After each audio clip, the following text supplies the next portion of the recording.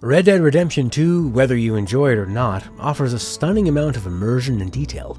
Often when playing, though, I couldn't help but fantasize how much better it would be as a VR game. Getting away from the traditional controller screen setup would work wonders with Red Dead's strengths and help minimize its weaknesses. Even on the internet, we can probably all agree Red Dead's painstaking detail offers immersion rarely seen in the medium. I find playing it in first-person mode, however, draws me in even further. Rockstar changed the sounds and other details to fit the closer perspective. I enjoyed manually choosing where to look, especially in tense situations before the action starts up.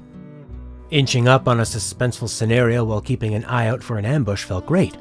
However, the action set pieces are usually so linear that the suspense I'm feeling is mostly in my imagination. But that's another story. First-person view would also minimize the sometimes clunky third-person animations. Watching Arthur or his horse bounce into and off objects can look quite silly, but first-person hides some of that. Picking a waypoint, just having Arthur mosey there himself, auto-avoiding the goofy stumbles, could keep the suspension of disbelief much stronger. An issue with VR gameplay, however, can be how to make on-foot movement feel natural. But sitting on a horse would feel perfect for a seated gamer wearing a VR headset. And it just so happens that a very large percentage of Red Dead is spent sitting on a horse, taking in the views.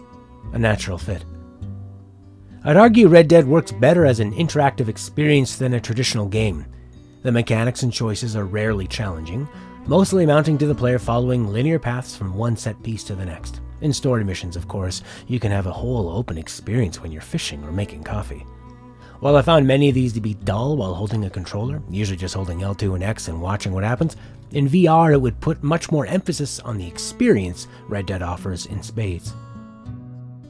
Red Dead is a wonderful time capsule. It's deeply satisfying to take a detailed look at how people lived not too long ago, but seems worlds apart compared to our modern lives. The generic shootouts tend to mostly just get in the way of the mesmerizing living museum Rockstar has created. Investigating houses, farms, towns, clothing, and every minute detail the developers painstakingly created is a superb highlight of the game, and would only be more effective with VR goggles strapped to your face. But Red Dead 2 isn't just another video game release, it's an event. Rockstar can reach a staggering amount of customers, and they can't limit their market to the small niche of VR owners. Cheap phone VR sets have increased awareness, but the console technology and price point still hasn't penetrated deep enough for Rockstar. There are reports, though, that VR support is already in the game and will be added at some point. This makes sense as the first-person mode is already there and very usable.